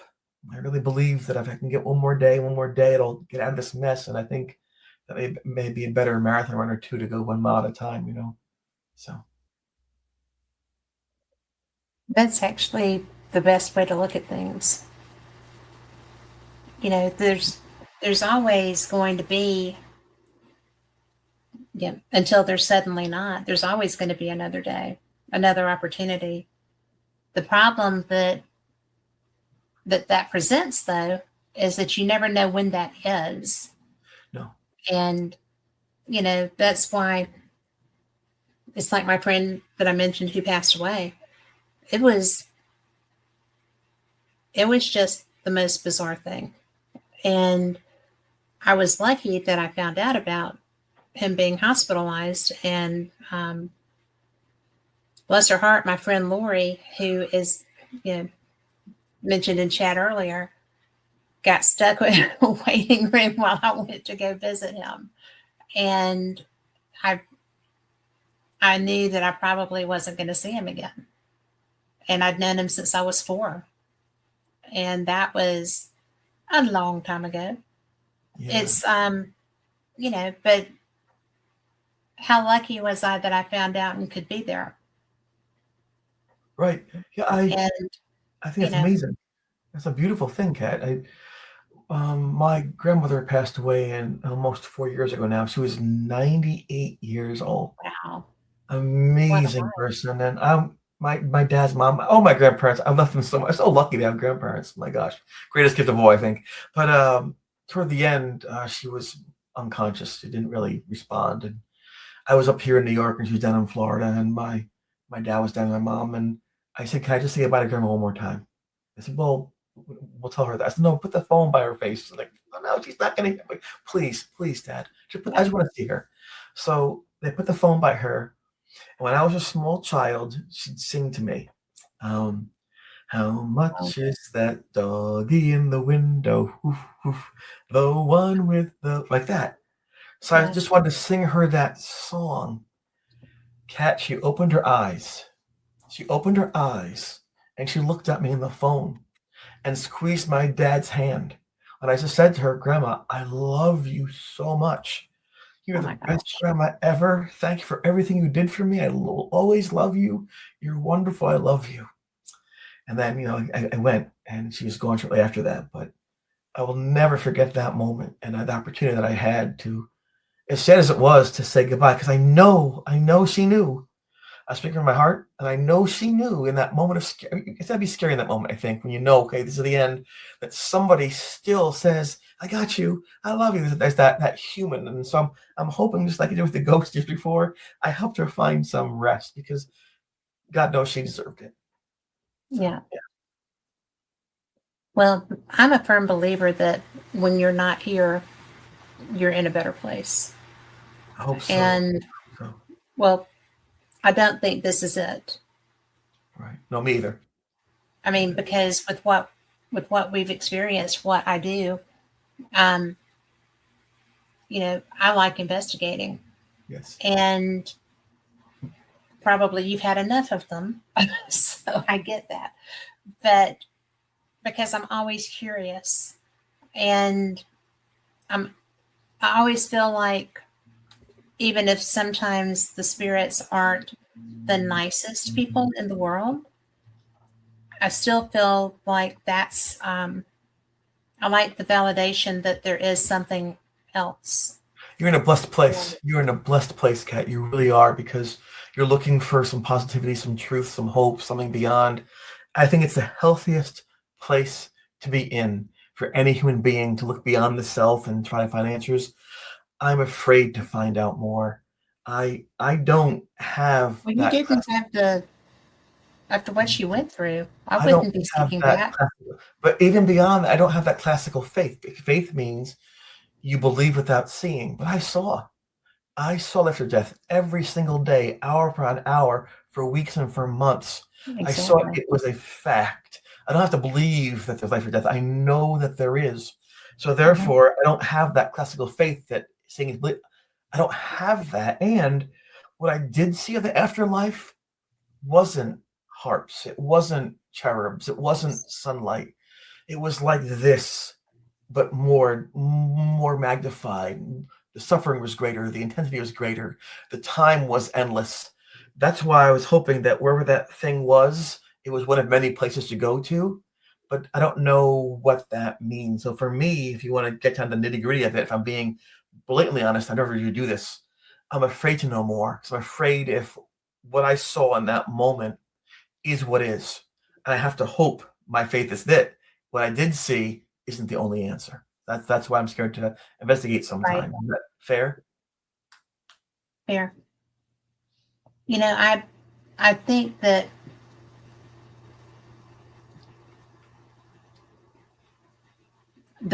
the people that I have experienced after life are people that are still at work. Okay. Not where I want to be. Right. But there's well,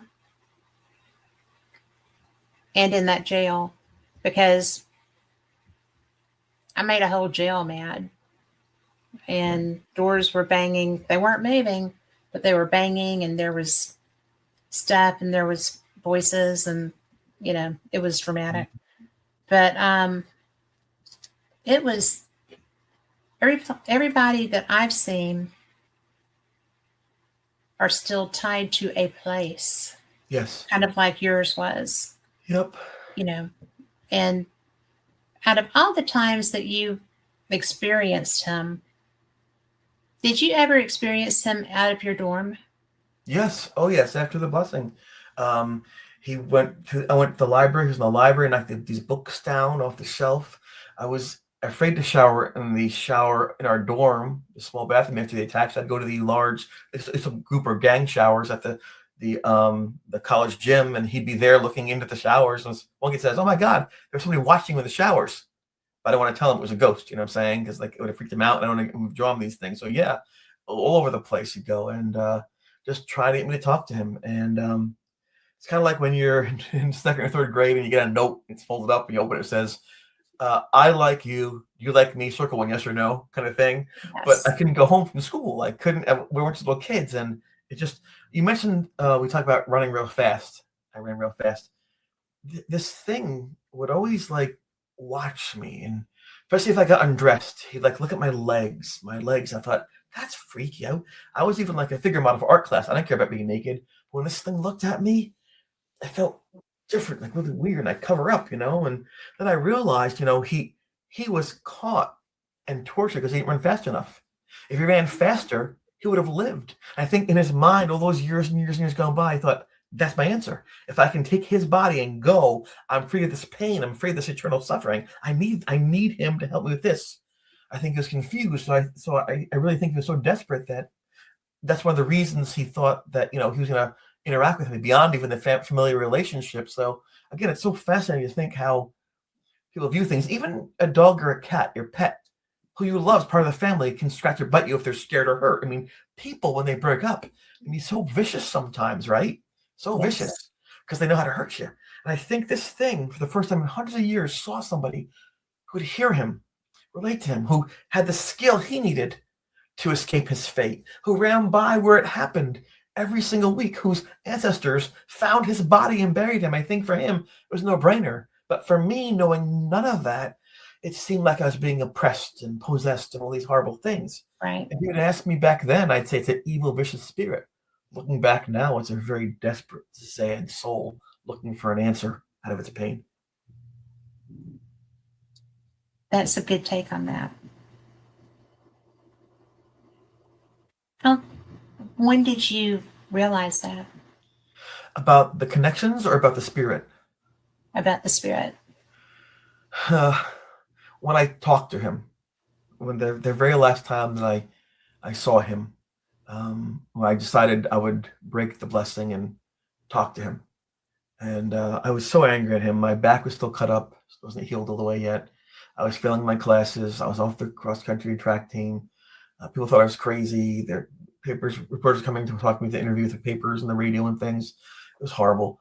And I decided that's it. My friends have been knocked on the ground, knocked unconscious, Beth, and hurt. And I decided Craig told me to talk to it, so I did. And I wanted to yell and scream. And when I saw its eyes, I've never seen eyes as sad as those.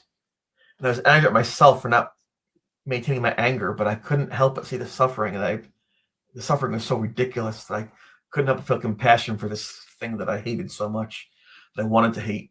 And I said, where are you from? And he said, Danville, wherever that was, I don't know. And I said, why are you here? Why are you here? He goes, I made a mistake.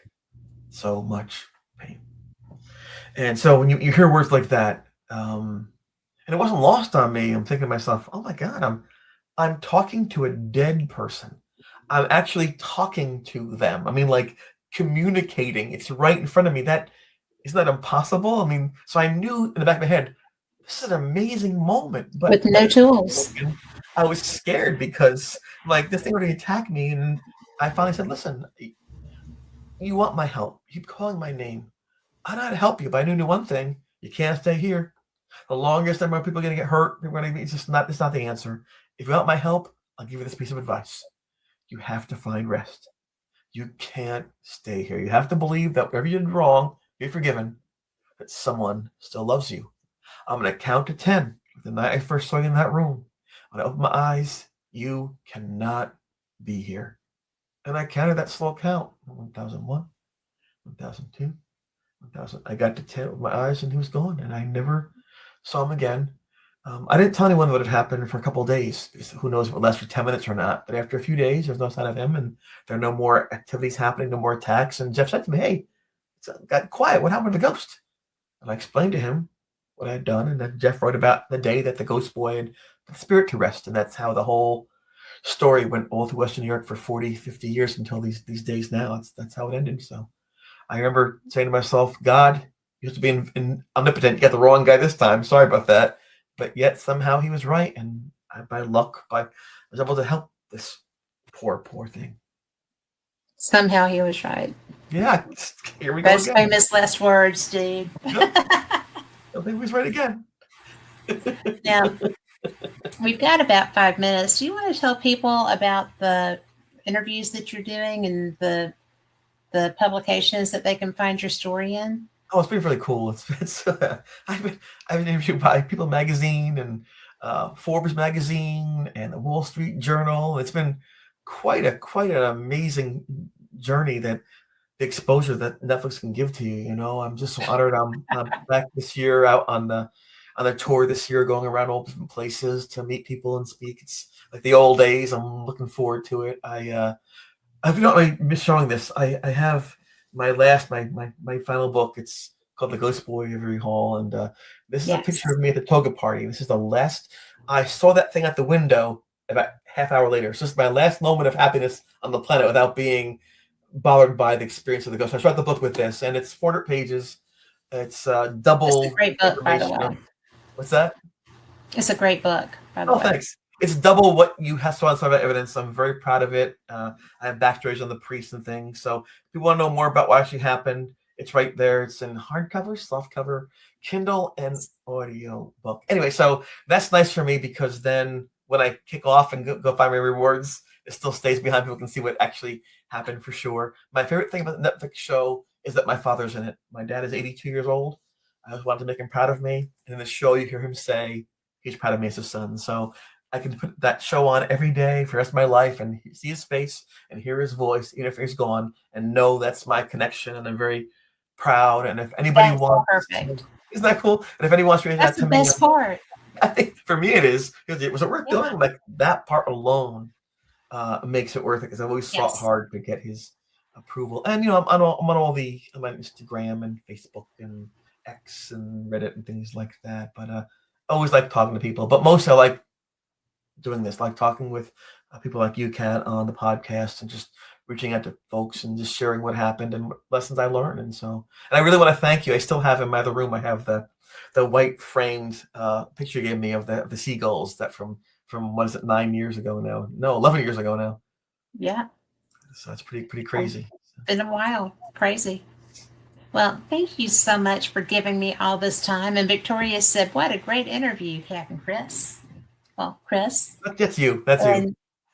So she's so awesome. And Lori said, great show too. But I appreciate you so much. And I hope that I run into you. Are you going to the Battlefield Bash? Yes. I'm going to try to. I was going to come last year and I couldn't. But I'm not very good at those. But, mine are not very pretty. Oh, there we go. You have a fun time. You always do. I love there. That's my favorite. Well, it is my favorite because it's so homey. Yes. And I like what it's for. So. Yeah, good people in that for a great cause. The Wounded Warriors, yes. So I just think, and kids with cancer, I mean, Yes. And Vince, thank you so much. I'm glad you were here. So I do this every Wednesday and Sunday. Sunday's a Freight Magazine. So magazine radio. But I really value you so much. Thank you for being here. Same. And say hey to everybody I don't get to see. Will do. And give Mara Katria a hug when you see her. So understood. I think she's so special.